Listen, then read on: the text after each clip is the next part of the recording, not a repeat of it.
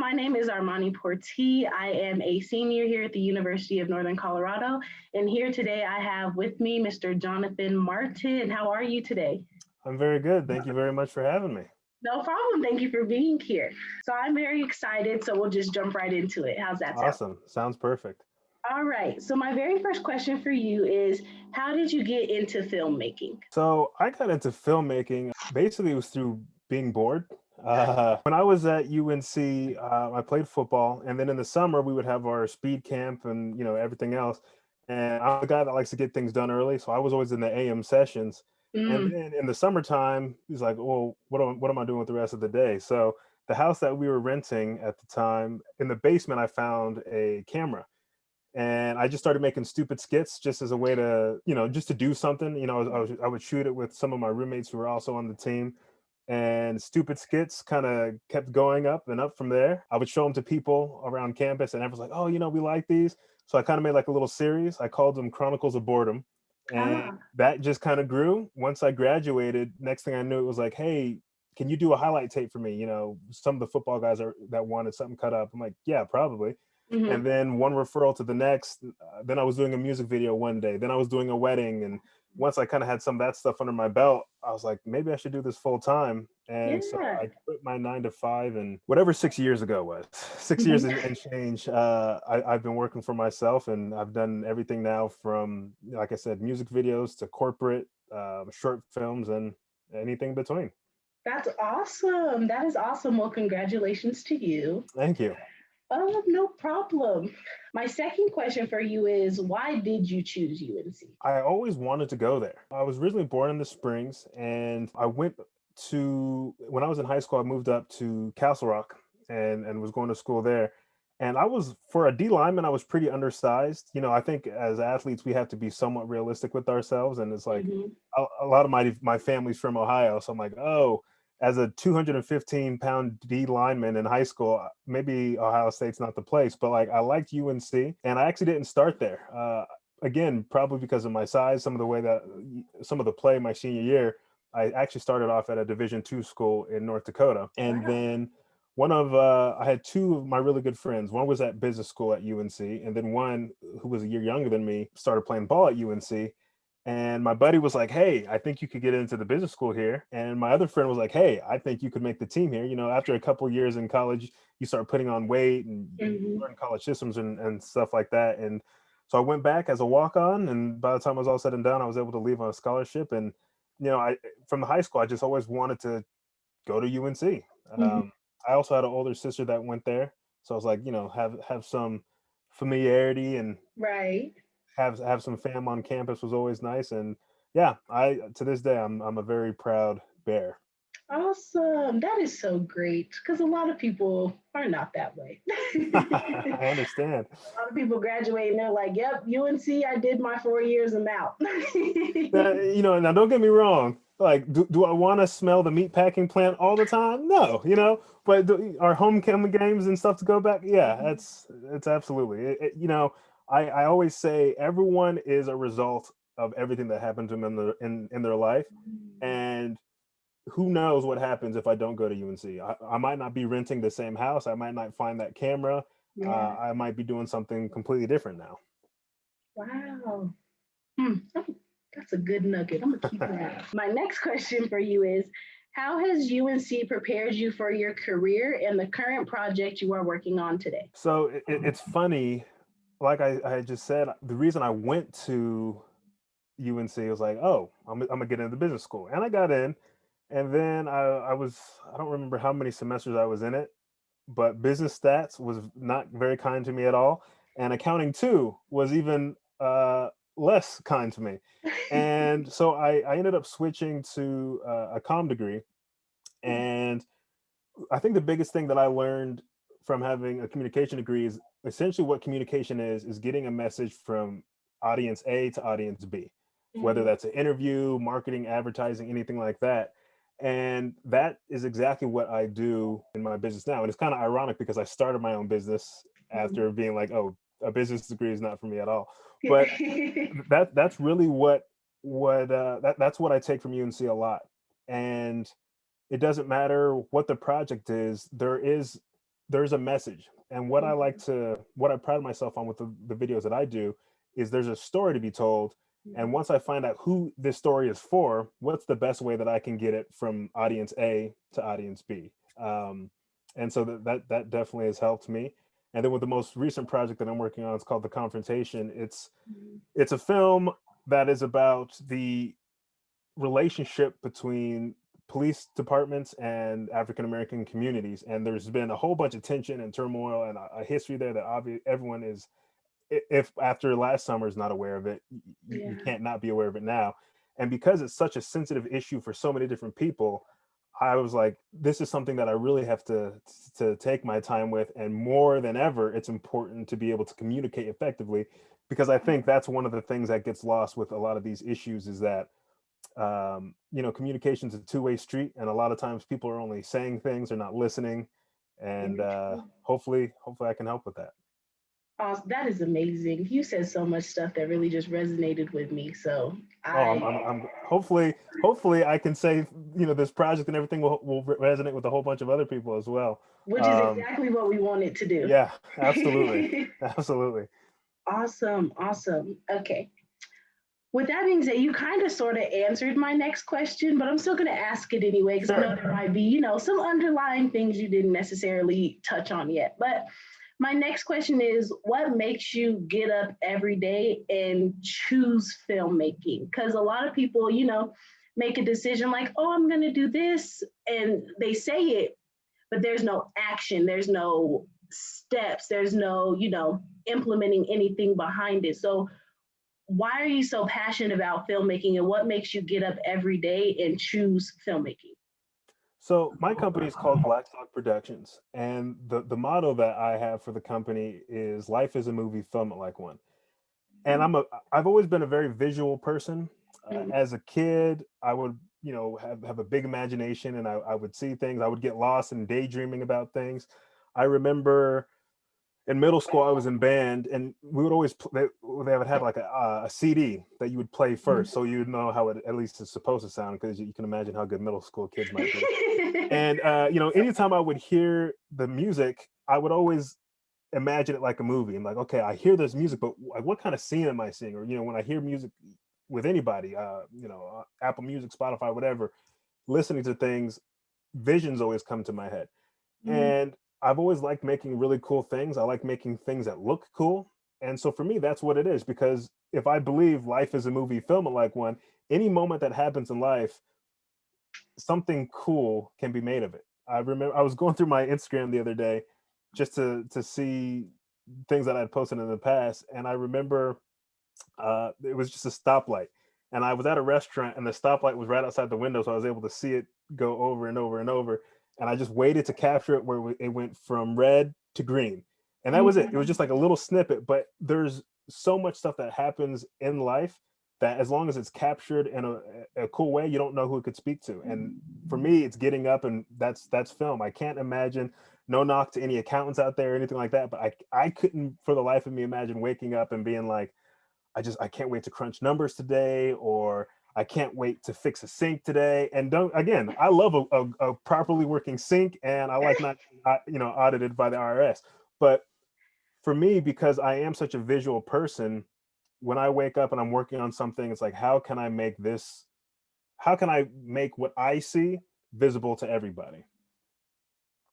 I like that. That is just so good. That, yes. Oh, once again, a lot of things you're saying are resonating with me. So thank you so much. You're gassing me up. I might walk away from this thing, and you know what? I'm a pretty smart guy, well spoken. Well, babe, that's what I'm here for, to hype you up. No, perfect. Thank you. You're very good at your job. Thank you. So my next question for you is, what does your day-to-day schedule look like? I actually don't necessarily have a set day to day. I mean, some things are changing always a little bit here and there. And for me, that's one of the beauties of being able to work for myself. Mm. There are some staples that I have. I wake up a little backstory. Last year, I claim to have a really good memory, right? So I don't write a lot of things down. If it's like, oh, I have a meeting at this time, or if I have a wedding to shoot next year on August 3rd at this, I'll just remember it. So I don't write a whole bunch. But I wanted to get better at it and just Mhm. put some things into practice. So last year I got a day planner, and of course the one year that I actually get a day planner is the year that the world shut down and everybody was at Oh. home the whole time, and I'm like, I'm never buying a planner again. But my friend was like, no, keep going with it. So now Mhm. what my routine is, every morning I wake up and I structure my day in time slots. The best advice somebody gave me is, we always hear time is money, but time is Mhm. like money in that if you don't budget where your money is going, you don't know where it goes. And so similarly for me, if I Mm. don't know where my time's going, I end up wasting and losing a bunch. Next thing I know, I've lost 45 minutes on YouTube rabbit hole, Wow. or Mhm. I spent way too much time doing something that didn't matter. So first thing I do is I wake up, I schedule out my day. Any meetings I have, I allot time for that. I work out pretty much every day. And once the workout is done, again, I try to get that done early in the morning. Some things from college haven't changed. Once the Yeah, workout's right. done, I'm right back, and I'll work depending on what I have, anywhere from maybe 10 to 5, 10 to 6. Sometimes if I'm doing something creative like a music video, the creative juices aren't flowing in the middle Mhm. of the day. So I'll take the freedom to work for myself, and maybe I'll go do something else. Maybe I'll go outside, maybe I'll do this, that, or the other. Maybe I'll research something online about some project I'm working on. And then when I have an idea at 9:30 at night, I Yeah. might be editing a music video from like 9:30 to 1. So I try to structure things, but there are those creative freedoms that I give myself as far as um, what works best for you. Somebody told me, if you're clutch, be clutch. If you do your best work under pressure with 2 days left, then why are you stressing yourself out trying to get it done? You know, Right. 6 weeks early. I don't recommend the same for any college kids that might be watching this with work, but I may have done that when I was in school too. Trust me, procrastination is not. It's not good. It's not Yeah, good. I So. I would I would always joke it's an opportunity to show how clutch you really are, you know. Yes, you heard it here, for folks. Do not. Don't cram. But I will. That's one thing I would pass on to everybody. Budget your time, because Mm. you'd be surprised how much stuff you can get done. I, Even if like I'm looking at my whiteboard over here, and I have a whole bunch of stuff that needs to get done. Mhm. I feel like sometimes I can be a space case, and I work on this, and next thing I know, oh, I need to work on this music video. Oh, but I don't have enough space on my hard drive. Let me clear out some space. Next thing you know, I'm going through and I'm looking at all the stuff on my hard drive, and it's like, what was I supposed to be doing again? Like, Mhm. but so there's times now where it's like, yeah, that music video might need to get done, but it's not time for music video stuff. I'm still in this block. I'm only going to work on stuff for this block right now, and then do it that way. At least that's worked for me. Yeah, I think that's nice advice for a college, even a college senior like myself and other people who are tuning in. So thank you for that. Perfect. So I was able to see the recent video and everything that was just posted, and may I say myself, I loved it. I Oh, enjoyed thank it. you. I love the idea of someone's always watching, especially because that's how I grew up, and that's what my mom always told me. Someone's always watching, and that can either be a good someone or a bad someone. Someone is going to always catch you in your moments. So be prepared and always be on your toes. But Absolutely. my next question is, how did you meet the poet of the script to be able to develop that piece? It was definitely uh it was God sent, honestly. I was right place, right time. So the poet Ahmad, he happened to be in Colorado at the time. Now I kind of split my time. I currently live in Toronto, but because my business is still based, did I say Colorado or Toronto? You said Toronto. Okay, yeah. I'm based. I live in Toronto, but because my company is based in Colorado and that's where I'm from, Mhm. pre-pandemic, I was coming back and forth a lot more often. But I happened to have a job in Colorado at the time that Ahmad was there. And he had this idea, and he said he specifically wanted to work with a black filmmaker. So he Mhm. Googled it. Now we know how Google algorithms work. If he would have been anywhere else, I'm not popping up. But because he Right. happened to be in Denver when he searched, my company came up.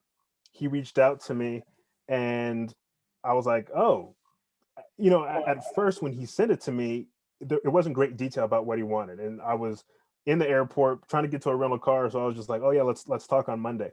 And in between then and Monday, he sent me a full breakdown of what his idea was.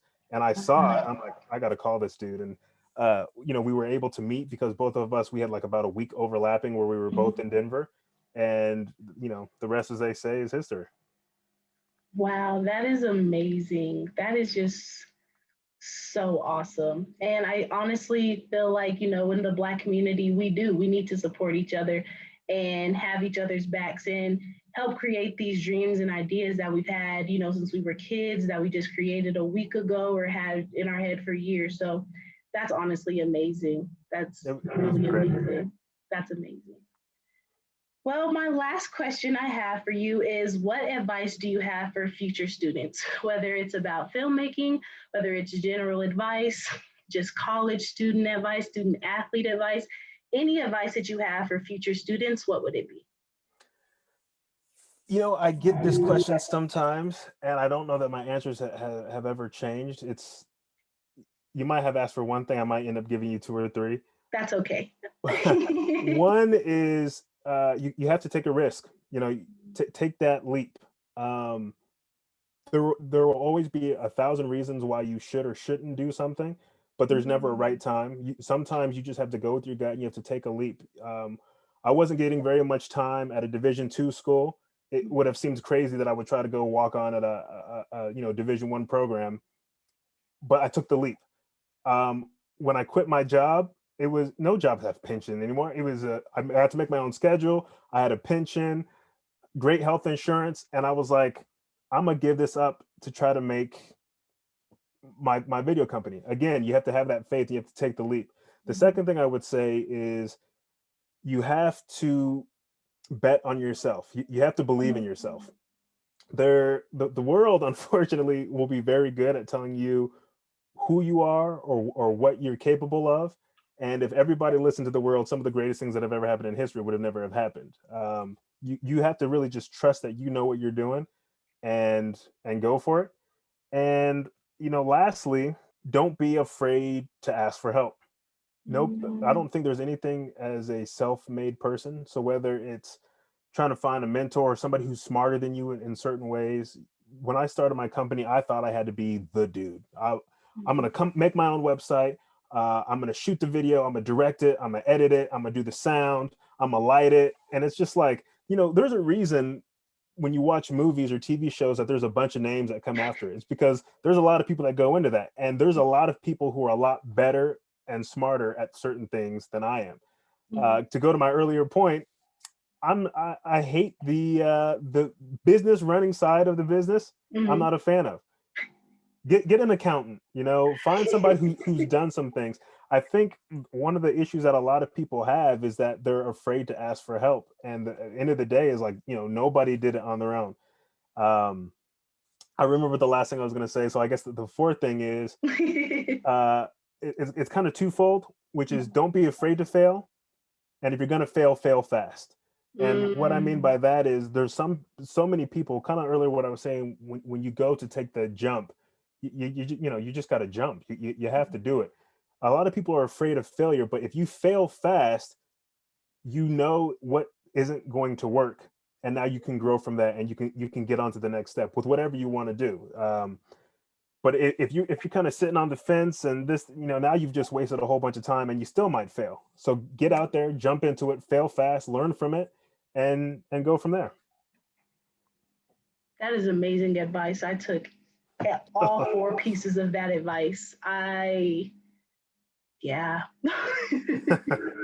Being a college senior and a college student in general, sometimes it's nice to hear, confirmation from other people that it's okay to ask for help and it's okay, to not be okay, and that it's okay to fail as long as you don't sit in that. Absolutely. And I remember when I graduated UNC, what did I do? I went from a bank to a call center to being like a food and safety inspector for restaurants and grocery stores to doing what I do now. And so it's like I think a lot of people can kind of, it's intimidating. You've spent all this time in school, you spent all this thing, getting a degree in one field that you think you're supposed to go out. But life is the best teacher. And if you have some experience, don't be afraid to get out and do things. It might not be what you necessarily have your degree in, but there's going to be something that you can learn from it. And you're not stuck in there. Life is not a comic book or a movie where it's like you only have these little boxes in which you can live in.